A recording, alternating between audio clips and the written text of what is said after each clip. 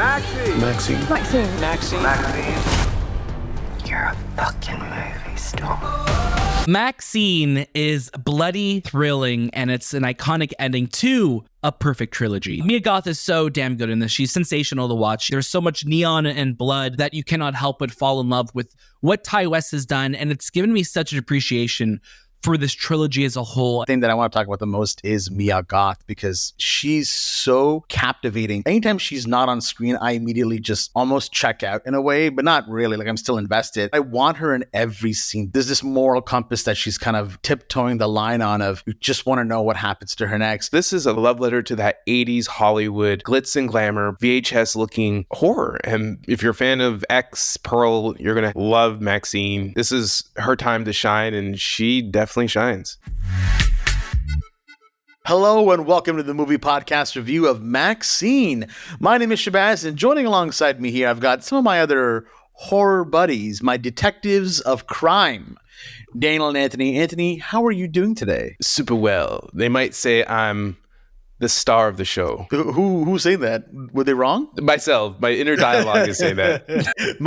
Inside my head, I'm saying I'm the star. So you definitely are Maxine, I'd say, for sure. I'm probably dead. Yeah, I would be dead in any of these movies. He's gone, yeah. He's You're not with first. us No more. Yeah, she's killing you. She's easily putting like a pitchfork through you. I don't know why, though. I'm such a good person. I don't know about that. Daniel, how are you doing today? You sounded. I totally believed you when you said that. I'm such a good person. I'm a nice guy. Shay, I'm doing well. I'm a star. I'm a star. I can't get over how good this trilogy of movies is. It's like ridiculous. Spoiler. And it's spoiler. I mean, is it a spoiler? For our review. They're all for our review.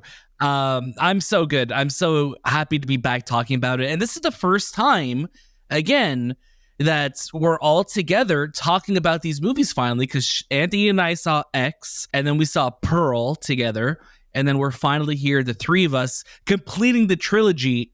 Are the trilogy members in the movie podcast. I was waiting for the third film to finally review it. No, I just remember the first two. Appearance. Yeah, I remember the first two, like something had come up and I couldn't make the screening. I think I was sick for both times. Yeah. But I'm happy. We just didn't tell you about it. Oh, really. Damn. We didn't want you to come. We didn't want you to watch this movie. Yeah, no, I'm glad to have been here for the third film. I'm glad to have seen it in theaters. I loved X and loved Pearl.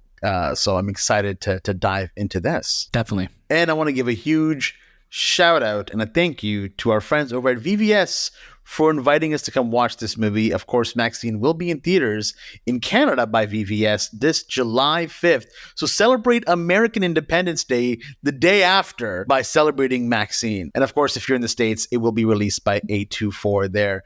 We are The Movie Podcast. You can follow us every single place at The Movie Podcast on all of our social media. The links down below to wherever you're watching this or listening to this. The show notes has all of our information there, so you can go ahead and subscribe to us on Patreon, for example. Helps keeps the lights and the mics on. If you're watching us on YouTube, then you'll understand what I mean by lights and mics, because we use those things. Even on the audio side, we use mics too, technically, because that's how you're hearing us. Just in case. That sounds right. Yeah. I mean, it'd be amazing. Imagine this whole time we weren't using microphones. Like, wow. Yeah. We're just How talking. are we doing this? You're just and then you're getting it live. You're sitting in your car like, wow, this is immediate. Yeah. As I mentioned before, the movie we are talking about today is Maxine, directed by Ty West. He's coming back for his third film, which is good because I'm glad that he's closing off his trilogy here.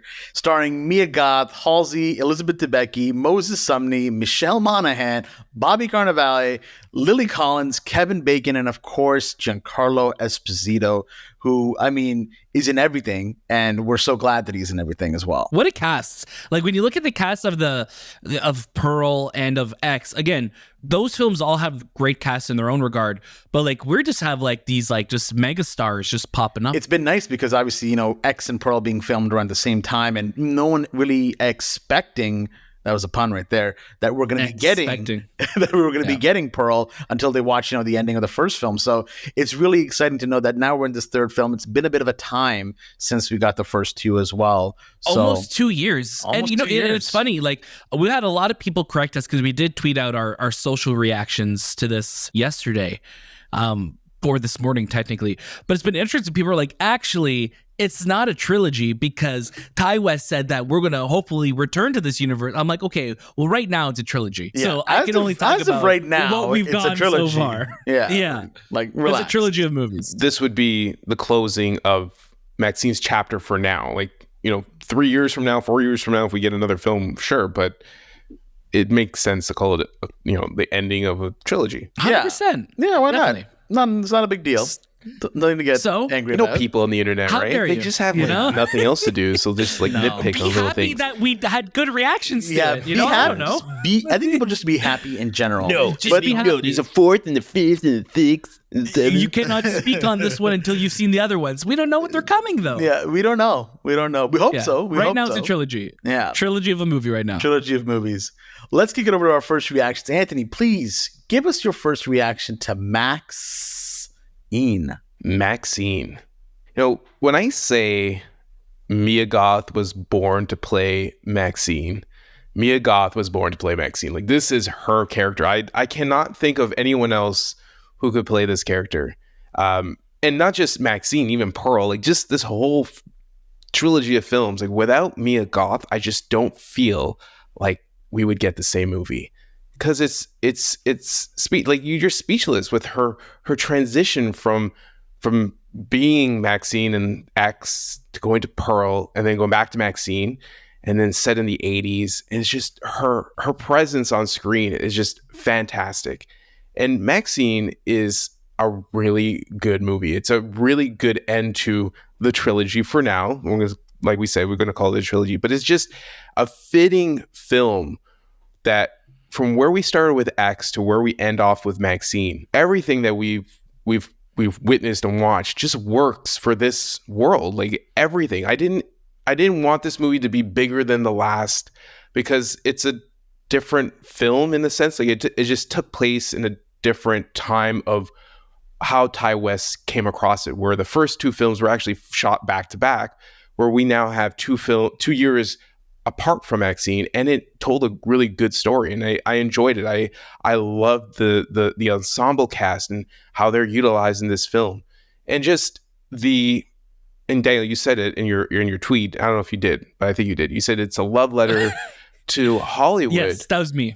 And I definitely think that is. Like, we've watched Babylon, where that was a love letter to Hollywood, and so many other movies, but this is a love letter to that 80s Hollywood glitz and glamour, but also gritty VHS looking horror. And that Ty West captured everything the way you would watch something from that time period, because there are scenes in this film where you're watching and I'm like, man, this feels like I'm watching something from the 80s. It doesn't feel something modern. We came across Bike Riders, right?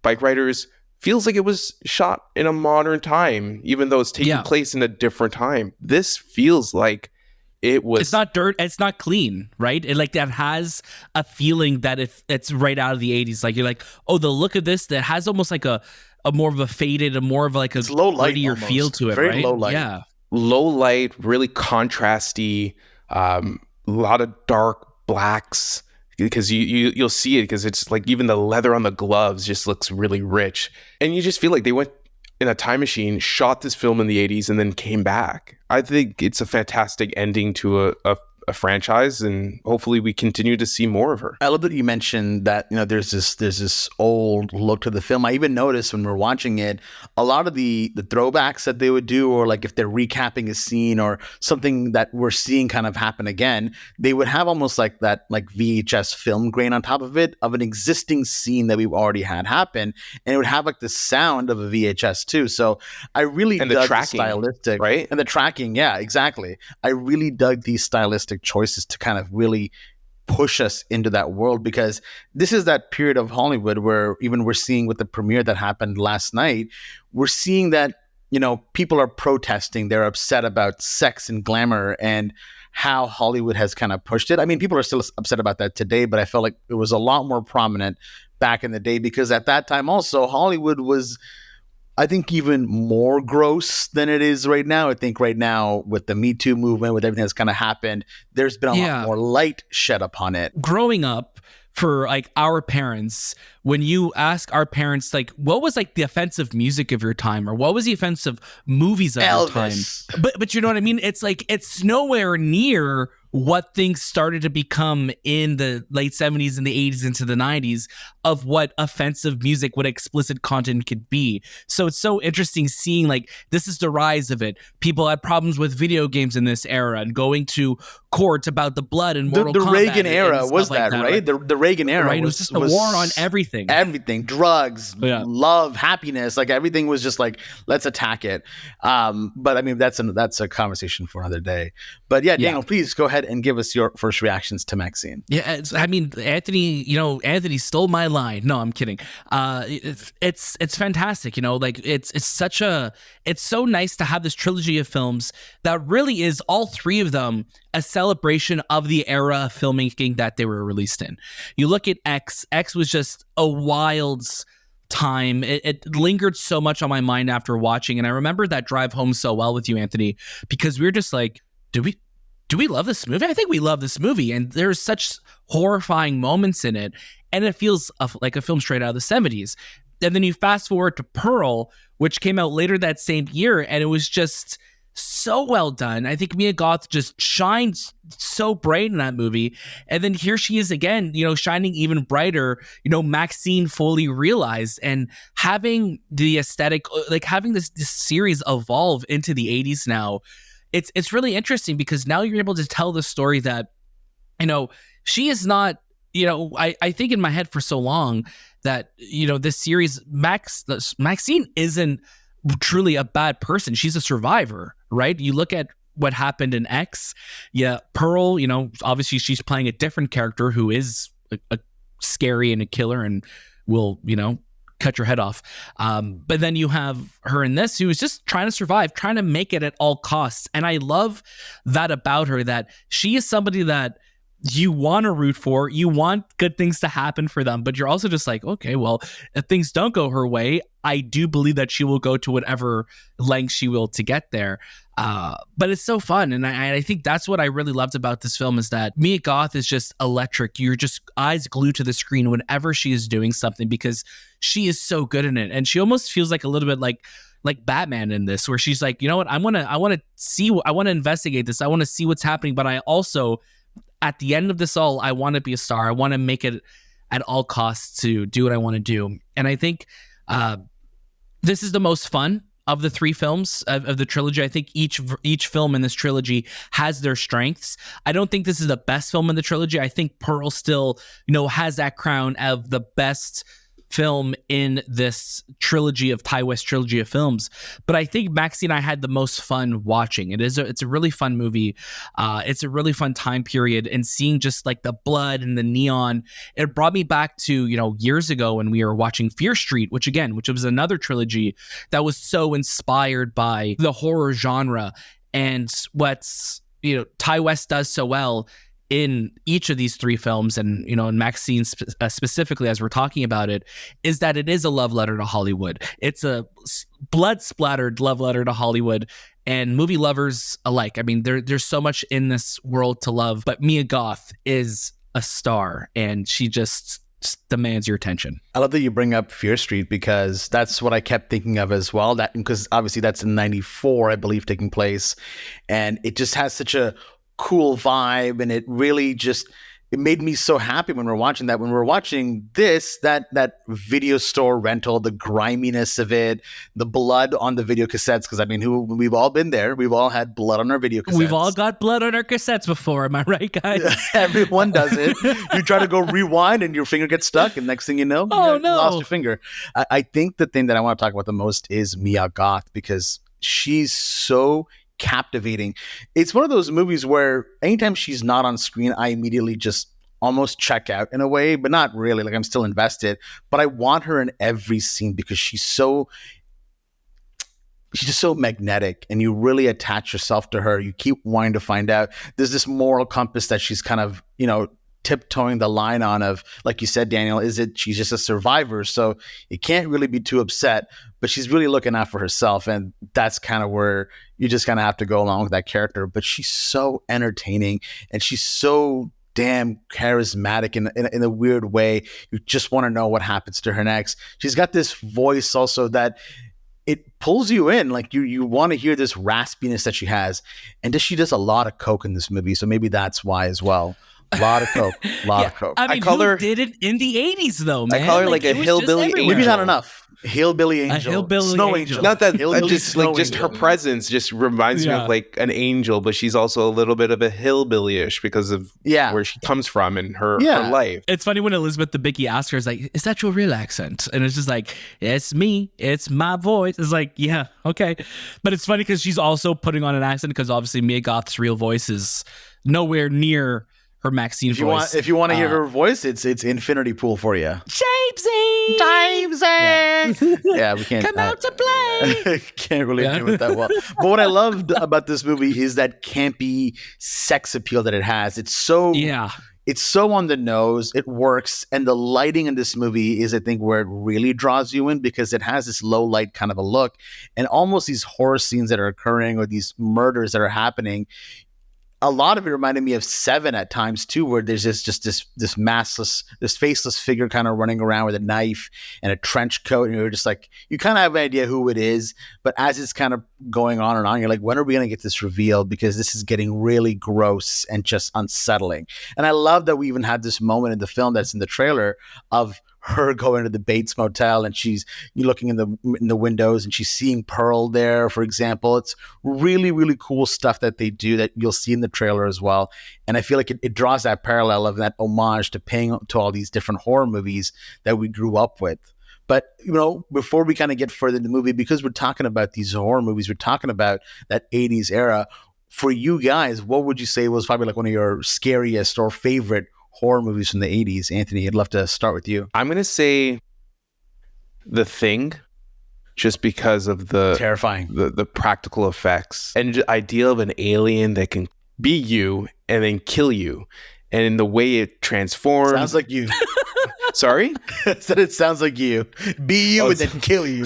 Oh man, no. But like Kurt Russell in that film, it takes place in like I think the North Pole or Alaska, wherever, somewhere cold. Like it's just you're far away from everything, and it's a one of a kind film, right? And then you can see all the inspirational films that have come from it. But yeah, like The Thing, A Nightmare on Elm Street. I don't want to dream, because I don't want to die in my dream. Like, the idea. You don't dream. That's life.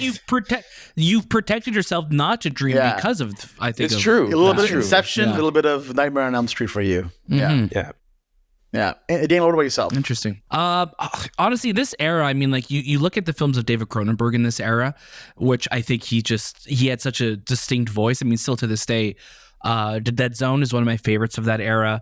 Obviously, The Fly, Videodrome. Oh, man, there's so many. And then like, even if you look at something that's not as horror-ish, but it's like Aliens, obviously a lot more of an action scare, an action horror, an action thriller. And then, more of a family-friendly one. I mean, if you look at Beetlejuice too, right? There's a lot of elements in Beetlejuice that when I'll rewatch it around Halloween, then I'm like, this used to scare the shit out of me growing up. Like there's a lot of scary things in Beetlejuice. So I'm hopefully that Beetlejuice lives up to its name later this year. That's it. Can't say it. I can't say it. For myself, I remember like back in, when I was younger watching Cujo and just being 100%. terrified of dogs, and like at the same time I'm watching Beethoven and I'm like, I don't know how to feel right now. Should I love dogs conflicted. or just be petrified of them? Are Saint Bernards good or bad? You know what I mean? Good I don't or know. Bad? And I don't know. Like I don't know if Beethoven was sponsored by Big Saint Bernard. Like I don't know. That's so funny. But it's funny you say Cujo because my favorite hockey player growing up was Curtis Joseph, Cujo, and I remember watching Cujo. Because I was like, it's the name of my favorite hockey player. I just, I want to. I like it because it's his name. It's just a dog with rabies. Like severe rabies. Severe rabies. And the kid from Who's the Boss? Yeah. Yeah. And of course, Friday the 13th, I think, is still like, the ending of that film alone is just iconic. But sorry, Anthony, you were going to say something. No, all I wanted to say was you start to name these movies, right?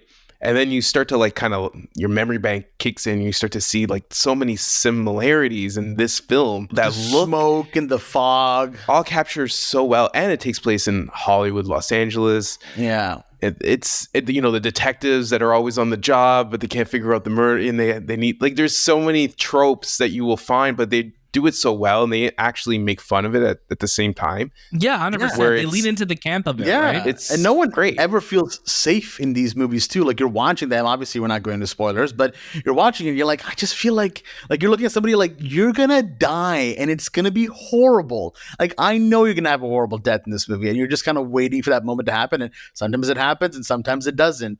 I think someone that really just surprised me on this movie, not surprised me because I didn't expect it from them, but just how just seedy and disgusting they can really go.